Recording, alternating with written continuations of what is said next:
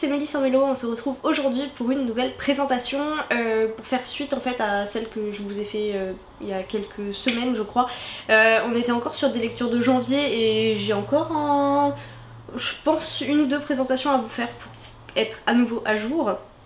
Donc on va commencer par ma lecture de Shahara, les voiles d'Azara de Charlotte Bousquet chez Nemos. C'est le tome 2 de la duologie Shahara. On en parle de cette couverture absolument juste sublime.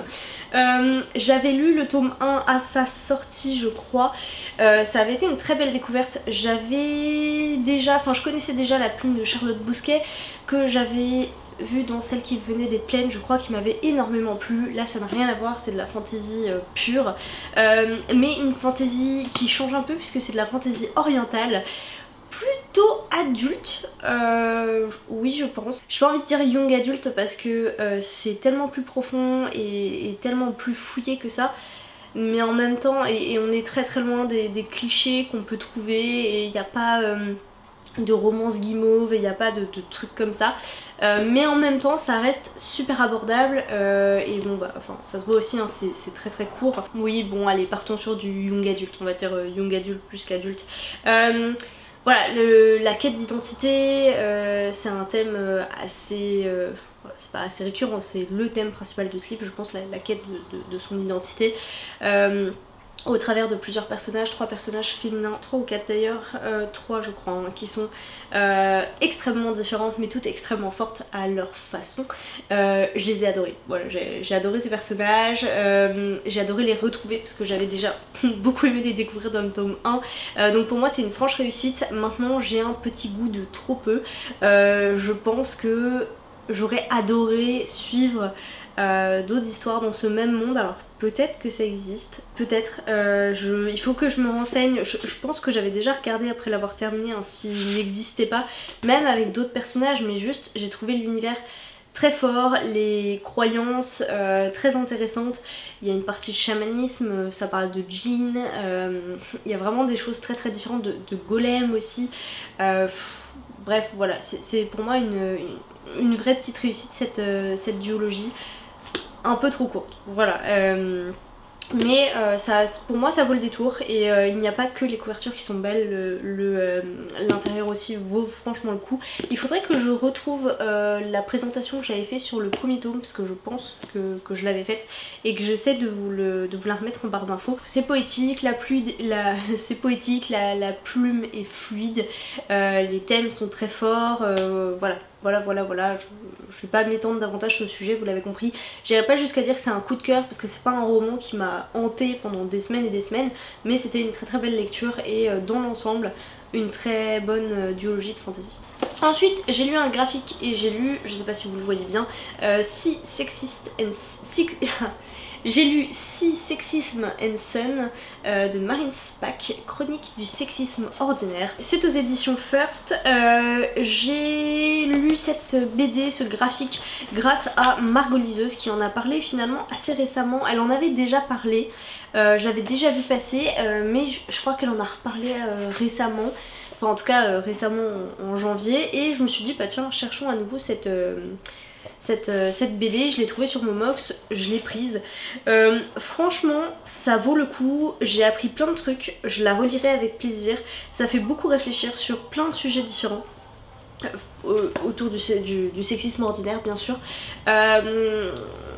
Je pense que ça permet vraiment dans une démarche de déconstruction et de reconstruction de sa vision féministe, enfin voilà, c'est des choses intéressantes. Maintenant encore une fois pour ce genre de support, j'ai envie de dire, de transmission d'idées, ce qui est important c'est vraiment que chacun se fasse sa propre idée. On peut ne pas être d'accord à 100% avec tout ce qui est dit et tout ce qui est décrit. Mais voilà, ce que j'ai trouvé intéressant c'est qu'il y a des faits, c'est qu'il y a des choses qui sont analysées que j'avais jamais imaginées, que j'avais jamais vues. Donc j'ai passé un très bon moment avec cette BD, je me renseignerai un peu plus sur l'auteur, l'autrice, que ce que j'ai fait jusque là. Et donc bah voilà, je suis très contente de cette recommandation, je ne peux que vous la faire à vous aussi. J'ai l'impression d'aller beaucoup plus vite dans cette vidéo que je ne l'ai été dans la dernière. j'avais peut-être plus de choses à dire sur Oroyo, je ne sais pas.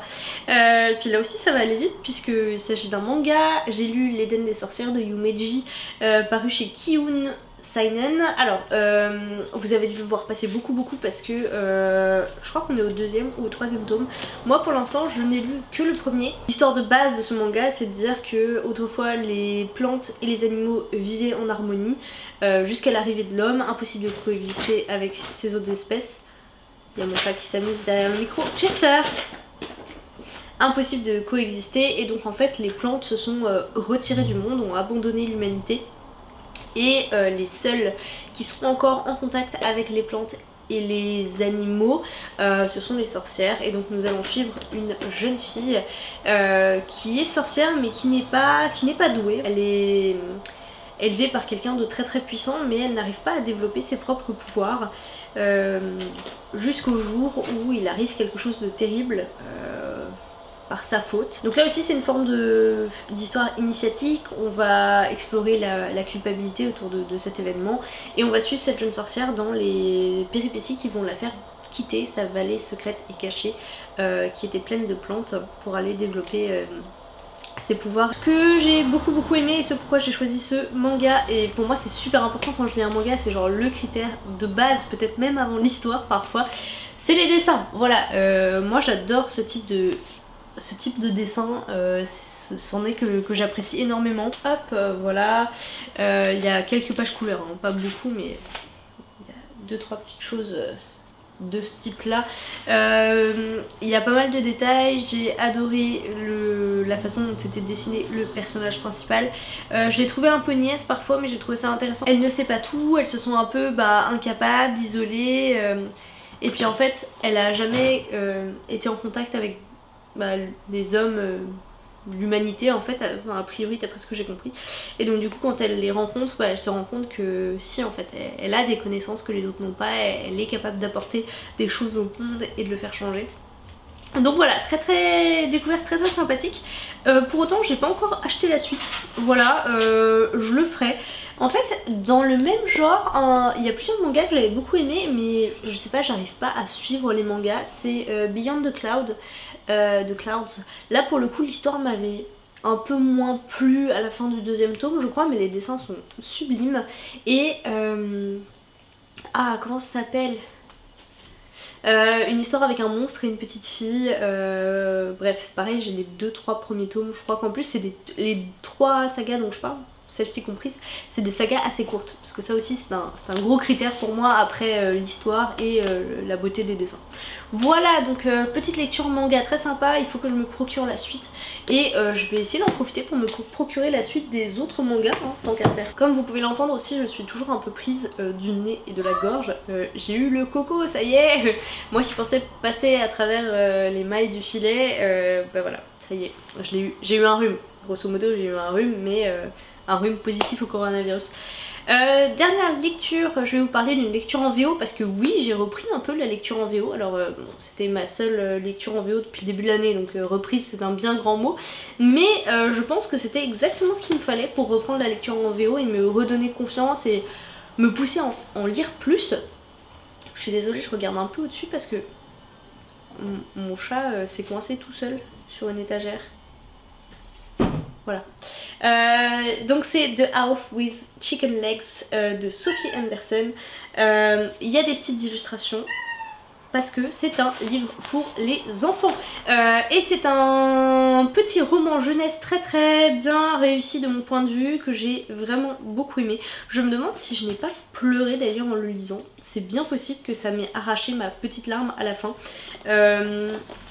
Je l'ai trouvé vraiment très beau. Je suis une petite fille qui s'appelle Marinka et tout ce dont elle rêve c'est de vivre une vie normale, de se rapprocher des humains normaux, d'avoir des amis normaux, d'aller à l'école, tout ce qu'elle ne peut pas faire en fait, puisque elle vit avec sa grand-mère qui est une Baba Yaga.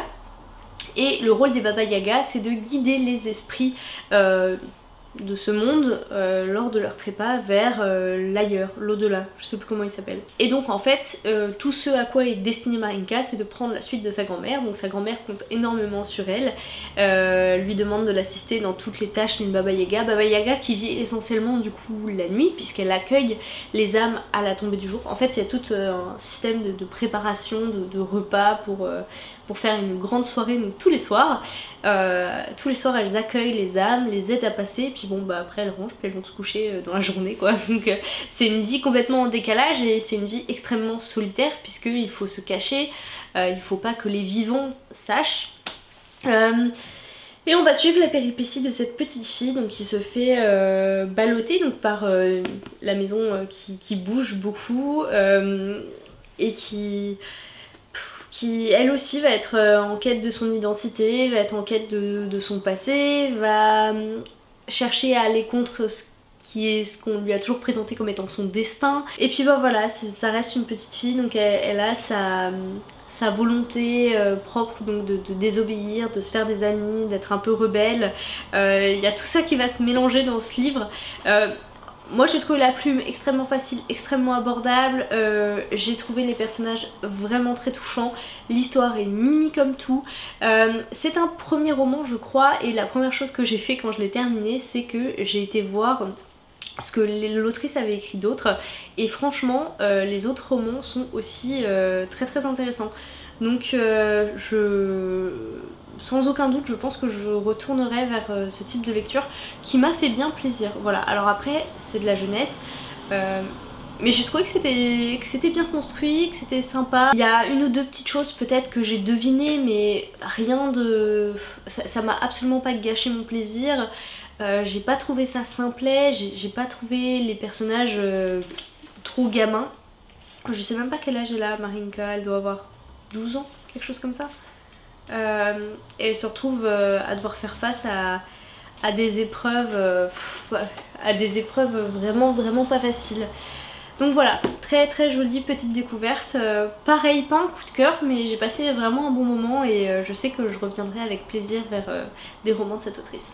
Il a été traduit en français pour ceux que ça intéresse et en fait je l'avais même découvert après qu'il ait été traduit sur je ne sais plus quelle chaîne.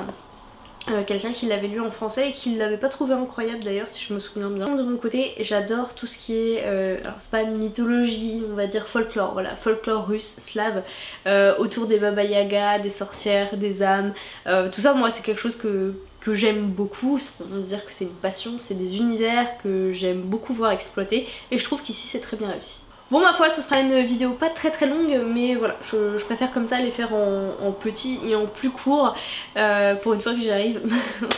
N'hésitez pas à venir dans les commentaires me dire ce que vous avez pensé de ces lectures si vous les avez faites, de mes avis, est-ce que je vous ai donné ou pas envie de les lire, si vous avez des questions sur ces romans ou des choses que vous voulez explorer. N'hésitez pas à venir m'en parler, c'est toujours avec très grand plaisir et en attendant une prochaine vidéo je vous souhaite à toutes et à tous de très belles lectures.